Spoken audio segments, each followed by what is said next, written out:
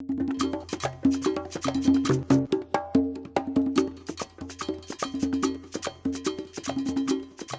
think when you're born in a city, your playground is also your neighborhood, is your community, is your building.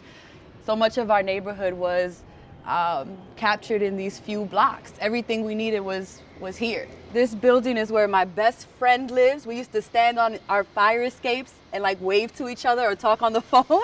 And so I've always been lucky that she was right there. The lady who used to make my birthday cakes lived across the street.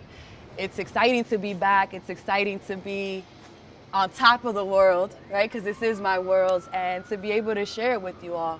And so much of Clap When You Land is a book that is fantastical, is about imagining a very different life. But so much of Clap When You Land is also honoring this community. I was 13 years old when Flight AA587 crashed to the ground in Queens, New York. It was on its way to the Dominican Republic. 260 people plus 5 people on the ground died. More than 90% of the passengers were of Dominican descent. Many were returning home. It completely rocked the New York Dominican community. I've been wanting to write about that flight for as long as I could remember. I was a writer even then. I think even at 12, 13, I was trying to write through what that meant, right? Or keeping track of the news and like writing down different dates or when new research came out. Something about me just felt like this doesn't make sense. I'll say that in college, the idea of Clap When You Land came to me. I was an undergrad and I remember wanting to capture the joy of that moment when the plane first skids, right, against the runway, and you know you made it, we're okay. But that celebration, that almost communal exhalation on the plane of like releasing the breath that you didn't even know you'd been holding. And at some point, these two ideas kind of came together. It is that exhale, it is that joy. But also, what does it mean to mind memory, to think through the days and the moments that didn't end up with that joy, that didn't end up in celebration, and can we honor the morning?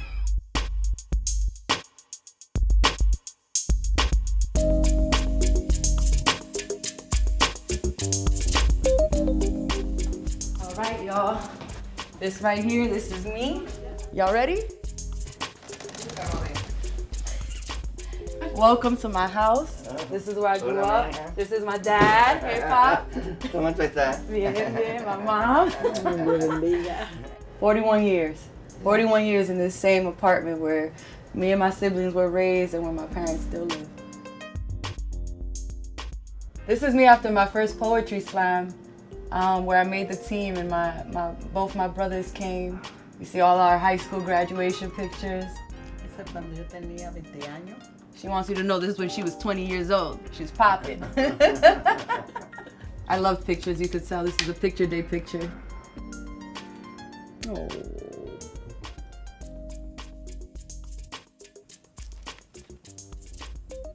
Why I'm holding a teddy bear, I don't know.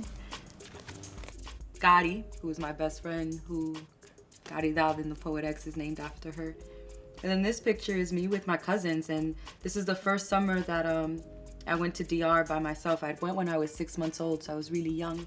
And these are still my closest cousins, right? Like they were like the sisters I had over there. If Gotti was the sister I had here, who lived across, across the way, these were the cousins that were really like the siblings who were in a slightly farther place.